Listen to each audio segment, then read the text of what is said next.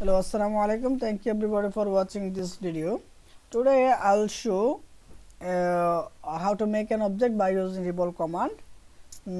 For making this object, we'll use two lines. So at first I'm selecting the one lines. I'm selecting the lines command. Then I'm drawing a line. Then again I'm taking line command. Then I'm drawing line which is parallel to the previous line. Okay. Then I'm switching the Revolve command.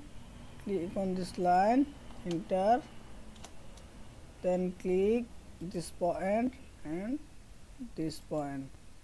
Then it will be rounded. So when it will be 180 degree, then this shape will be this way. When it will be 270 degree, and it will be this way. I think everybody observe it. So thank you everybody for watching this video. If you have any question, you can ask me.